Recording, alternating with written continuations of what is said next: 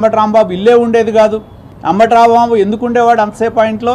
అదేవిధంగా ఆయన ఒక ఇవాళ టీటీడీలో కల్తీ నెయ్యి గురించి చెప్తా ఉన్నాడు. ఏం చెప్తున్నాడు? చంద్రబాబు నాయుడు గారు ఆవు నెయ్యి లేకపోయినా ఆవు నెయ్యి ఉందని చెప్పి మాట్లాడుతూ ఉన్నాడు. ఆయన తప్పు చేశాడు, చెంపలేసుకోవాలి అని చెప్పి. ఇది సిబిఐ సిట్ ఫైల్ చేసిన ఛార్జ్షీటు. ఈ ఛార్జ్షీట్లో ఒక్కసారి మరి చదివి వినిపిస్తా మీకు. ఎందుకంటే ఈ ఛార్జ్షీట్లో స్పష్టంగా ఏదైతే శాంపుల్స్ డ్రాన్ ఫ్రమ్ 2 ట్యాంకర్స్, ఈ టెండర్ ఎవరు ఇచ్చారు? జగన్మోహన్ రెడ్డి ప్రభుత్వం ఉన్నప్పుడు గీ సప్లైకి టెండర్ ఇచ్చారు. వాళ్ళు అధికార మార్పిడి సమయంలో గీ పంపించారు. ఆ పంపించిన శాంపుల్స్ ఈ ప్రభుత్వం వచ్చిన తర్వాత ఎన్డీడీబీకి పంపిస్తే the samples were drawn from 2 tankers on 6/7/2024 and 2 tankers on 12/7/2024 forwarded to NDDB Calf Lab. TTD received NDDB Calf test reports on 16/7/24 and 23/7/24 respectively, which shows ghee adulteration with vegetable and animal fats. ఇది నేను రాసింది కాదు, SIT report page number 35. SIT రాసిన charge షీట్లో page number 35లో ఏదైతే NDDB నుంచి వచ్చిన శాంపుల్స్లో ఏదైతే ఉందో యానిమల్ ఫ్యాట్ ఉంది, అదేవిధంగా వెజిటబుల్ ఫ్యాట్ ఉంది అండి. ఎన్డీడీబీ నుంచి రిపోర్ట్లు వచ్చినప్పుడు ఇది రాష్ట్ర ప్రభుత్వం ఇచ్చింది కాదు, సుప్రీంకోర్టు ఆధ్వర్యంలో సిట్ సబ్మిట్ చేసిన రిపోర్ట్ ఇది. దీనిలో స్పష్టంగా ఆ 2 ట్యాంకర్స్లో యానిమల్ ఫ్యాట్ ఉంది, వెజిటబుల్ ఫ్యాట్ ఉంది, యానిమల్ ఫ్యాట్ ఉందని చెప్పి. అలాగే టీటీడీ నియమ నిబంధనలు ఎవరు మార్చారండి? భూమన కరుణాకర్ రెడ్డి ఉన్నప్పుడు. అలాగే దాన్ని ఎవరు కొనసాగించారు? వైవి సుబ్బారెడ్డి ఉన్నప్పుడు. నేను అడిగేది ఒకటే, మన పాత రోజుల్లో చెప్తారు ఇసుక నుంచి తైలం తీయచ్చు, కానీ ఈ రాష్ట్రంలో 2 పేటెంట్లు భూమన కరుణాకర్ రెడ్డికి వైవి సుబ్బారెడ్డి దగ్గర ఉన్నాయి. పేటెంట్లు జాయింట్. ఏంటంటే పాలతో పని లేకుండా, వెన్నతో పని లేకుండా నెయ్యి ఎలా తయారు చేయొచ్చు, పామోలివ్ ఆయిల్, గీ టెస్టులు దొరకకుండా ఎనిమల్ ఫ్యాట్ కలిపి నెయ్యి ఎలా తయారు చేయొచ్చు అని పేటెంట్ ఏదన్నా ఉంటే ఈ రాష్ట్రంలో 2 చైర్మన్లుగా పనిచేసిన వ్యక్తులకే ఉన్నాయి. అది భూమన కరుణాకర్ రెడ్డి, రెండో వాడు వైవి సుబ్బారెడ్డి. నేను అడిగేది ఒకటే, హిందూ ధర్మం ప్రకారం, ఆగమ శాస్త్రం ప్రకారం కాసేపు ఎనిమల్ ఫ్యాట్ ఉందా లేదనేది పక్కన పెడదాం మనం. అసలు కల్తీ నెయ్యిని భక్తులకి ఇవ్వటం తప్ప కాదా అని చెప్పాలి. అది చెప్పకుండా చంద్రబాబు నాయుడు గారు ఎనిమల్ ఫ్యాట్ ఉందన్నారు. ఎన్డీడీబీ రిపోర్ట్లో ఎక్కడా లేదు. ఎవరిచ్చారు? మీకు లేదని ఆయన క్లీన్ చిట్ ఇచ్చారంట. ఎక్కడ ఇచ్చారంటే ఇది ఛార్జ్ షీట్ స్పష్టంగా ఇనీషియల్ రిపోర్ట్ ఏదైతే ఉందో దానిలో ఎన్డీడీబీ నుంచి వచ్చిన కాఫ్ రిపోర్ట్లో వెజిటబుల్ ఫ్యాట్ ఉంది, ఎనిమల్ ఫ్యాట్ ఉందని చెప్పి స్పష్టంగా పేర్కొంది. కానీ సిట్ చెప్పింది ఏంటి? టెస్ట్ అనాలిసిస్ చేస్తా, ఎనిమల్ ఫ్యాట్ ఉందని అని తేలాలి అంటే దాని పాయింట్స్ ఉంటాయి. 10% పైన ఉంటే ఖచ్చితంగా ఎనిమల్ ఫ్యాట్ ఉన్నట్టు ఆ పారామీటర్స్లో. ఆ 10 కంటే తక్కువ ఉంటే పాయింట్స్ పైన ఉంటేనే టెస్ట్లో దొరుకుద్ది. 10 కంటే తక్కువ కనుక ఉన్నంత మాత్రాన అక్కడ యానిమల్ ఫ్యాట్ లేదని కాదు, ఆ పర్సంటేజ్ తక్కువ ఉంది అనేది దాని అర్థం. మీరు టెస్ట్లో దొరకలేదు, టెస్ట్లో 10% పైతేనే ఉంటేనే ఉన్నారు, 10% పైన దాటితే టెస్ట్లో స్పష్టంగా దొరుకుద్ది. 10% కంటే తక్కువ ఉంటే టెస్ట్లో రిజల్ట్ రాదు అనేది వాళ్ళు చెప్పింది అనాలిసిస్లో.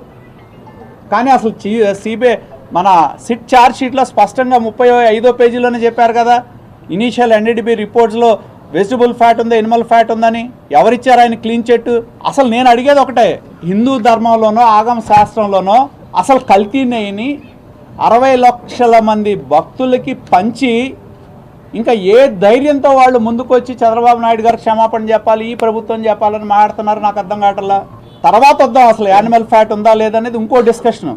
అసలు ఈ రాష్ట్రంలో వాళ్ళిద్దరూ చైర్మన్గా ఉన్న కాలంలో కల్తీ నెయ్యి సరఫరా కొన్ని లక్షల కేజీలు నిరాటంకంగా సరఫరా అయింది. అవునా కాదా? దాని గురించి చెప్పరు. దాని గురించి చెప్పకుండా చంద్రబాబు నాయుడు గారు యానిమల్ ఫ్యాట్ ఉందన్నారు.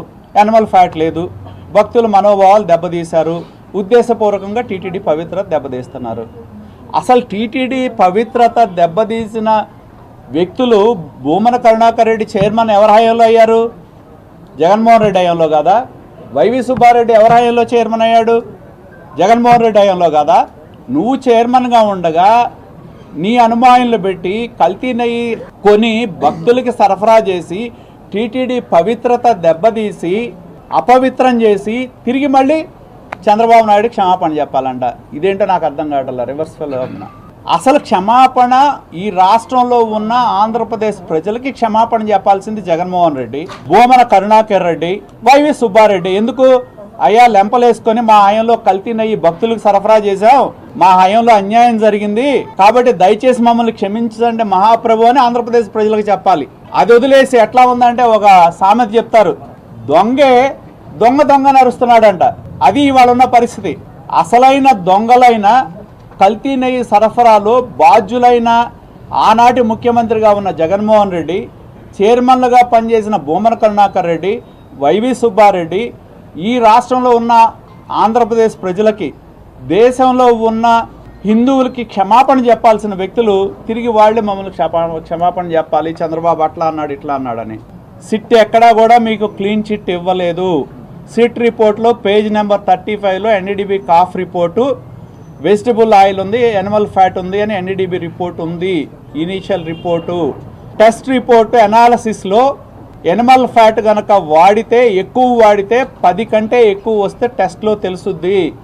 యానిమల్ ఫ్యాట్ కనుక తక్కువ వాడితే అది ఆ టెస్ట్లో తెలియదని మాత్రమే టెస్ట్ అనాలసిస్ చెప్పారు.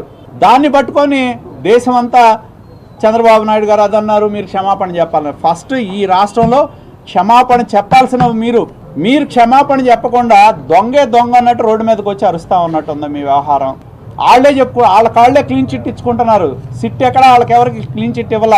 రెండోది 2019లో ఈ ప్రభుత్వం వచ్చిన దగ్గర నుంచి, జగన్మోహన్ రెడ్డి ముఖ్యమంత్రి అయిన దగ్గర నుంచి మీరు సిట్ రిపోర్ట్ చూస్తే 2023 ఆ ప్రభుత్వం దిగిపోయే వరకు టెండర్లు ఇచ్చింది మీరు కాదా?